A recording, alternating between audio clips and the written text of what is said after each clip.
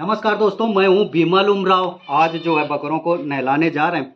क्योंकि जो ब्रीडर होता है उससे बहुत अधिक बदबू आती है। अक्सर आप लोगों का एक क्वेश्चन भी रहता है कि ब्रीडर से बदबू क्यों आती है, क्या उस पर ध्यान दें। तो देखो, जब भी बकरी आपकी हीट पे आएगी, हीट पे यदि बकरियां आती हैं तो बकरा बार बार पेशाब करता है, और जब बार बार पेशाब करता है तो पेशाब करने की वजह से ही इनमें बदबू की समस्या आती है। आज धूप, मौसम खुला हुआ है, मौसम खुला होने की वजह से इसको हम नहलाने जा रहे हैं। कुछ दिन पहले एक हमारे सब्सक्राइबर भाई थे जो हमारे ब्रीडर को ले गए थे, तो उनकी बकरियां हीट पे आई हुई थी।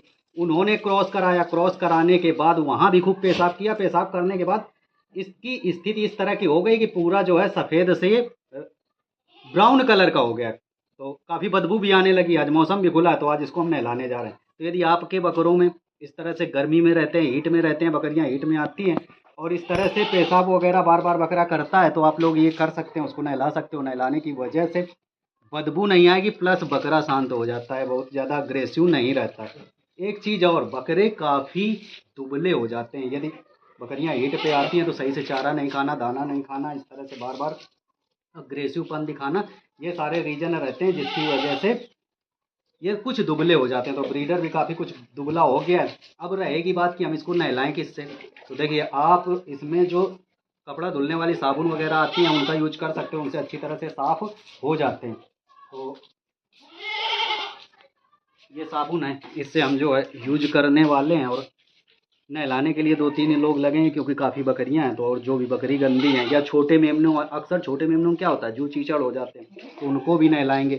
और ये चीज़ें आपको ध्यान रखनी है। यदि ध्यान रखेंगे तो जू चीचड़ नहीं होंगे, प्लस साफ़ सफाई रहेगी, तो बीमार भी बहुत कम होंगे। तो चलिए आप लोगों को दिखा देते हैं किस तरह से नहलाते हैं। तो सर्दियों का मौसम चालू होने से पहले आप लोग भी ये काम कर सकते हो। इस समय यदि आपके यहाँ धूप प्रॉपर हो रही है तो एक बार 10-10 करके, 5-5 करके इस तरह से बकरियों को आप नहला सकते हैं। 2-3 दिन में अच्छी तरह से साबुन लगा के नहला दें, बेटर रहेगा। चूँकि एक साथ यदि आप ढेर सारी बकरियों को नहलाते हैं तो बहुत मेहनत पड़ती है, 2-3 लोग लगते हैं। आज जो हम बकरियों को नहलाए हैं, जितना भी हमारे पास छोटा मेमना है और जितना भी बकरा है, मेल जितना है, उसको ही नहलाए हैं। कम से कम 10-15 बकरों को नहलाए हैं। तो सबसे पहले इसी का नंबर लगा था, चूँकि ये बहुत अग्रेसिवपन दिखा रहा था, बहुत बदबू आने लगी थी, चूँकि बार-बार पेशाब करते हैं। तो बहुत सारे भाइयों के मन में एक यही क्वेश्चन चला करता है, विमल भाई ब्रीडर से बदबू क्यों आती है? हमारा बकरा जो है बदबू कर रहा है। तो बदबू करने का रीज़न सिर्फ़ यही है कि बार-बार पेशाब करना, चूँकि अग्रेसिवपन है, बार-बार पेशाब करता है तो आगे के पैरों में इसके पेशाब लगता रहता है। वहीं से फिर बदबू आना चालू होती है। यदि बकरी आपने क्रॉस करा दिया है, आपकी बकरियां हीट से निकल चुकी हैं, तो आपको बकरे को एक बार नहला देना है। नहलाएंगे तो ये जो अग्रेसिवपन है ये शांत हो जाएगा। यदि आप नहलाते नहीं हैं या इसको कुछ ठंडा नहीं करते हैं तो कई बार ऐसा रहता है कि ब्रीडर जो है हीट में रहता है, अग्रेसिव रहता है, और ये फिर गाभिन बकरियों को भी परेशान करने लगता है। कई बार गाभिन बकरियों को भी क्रॉस करने की कोशिश करता है, उसको फांदता है और इस तरह से चोट लगती है और बच्चा डाल देती हैं। तो एक रीज़न बच्चा डालने का ये भी होता है कि ब्रीडर का गाभिन बकरियों के साथ रहना। यदि आपके पास भी जगह का अभाव है, सही से नहीं रख पा रहे हैं, ब्रीडर को बांध के नहीं रखते हैं, तो ये चीज़ें होती हैं।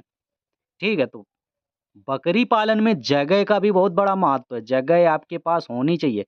छोटे से स्पेस में आप इनको पालना मुश्किल रहता है। ठीक है? आप 2, 4, 5, 10 रख सकते हैं, लेकिन यदि कमर्शियल रूप से करते हैं तो आपको फार्म का भी मैनेजमेंट करना होगा, थोड़ी जगह वगैरह बनानी होती है। तो इसको हम नहला रहे हैं। नहलाने के बाद ये काफ़ी साफ़ हो जाता है, सुथरा हो जाता है और जो हीटपन है वो कम हो जाता है। एक काम आप लोग और कर सकते हैं, यदि अग्रेसिवपन नहीं जा रहा है तो थोड़ी सौंफ वगैरह भी खिला सकते हैं, मेहंदी का पाउडर थोड़ा-सा खिला सकते हैं। ये ठंडी चीज़ें होती हैं, यानी ठंडी तासीर की चीज़ें यदि आप खिलाओगे तो बकरा थोड़ा ठंडा हो जाएगा। तो ये नॉर्मल चीज़ें हैं। तो यदि आप साबुन वगैरह यूज़ करना चाहते हो, जैसे जूं चीचड़ वगैरह इस तरह से हो जाते हैं, तो इसके साबुन भी आते हैं, डेल्टामेथ्रिन वगैरह, ये साइपरमेथ्रिन के साबुन आते हैं। तो वो साबुन से भी इसको नहला सकते हो, जिससे कीड़े जो है, जो भी स्किन में कीड़े रहते हैं वो मर जाएँगे। तो इसको 2 बार हमने साबुन लगा के नहलाया है।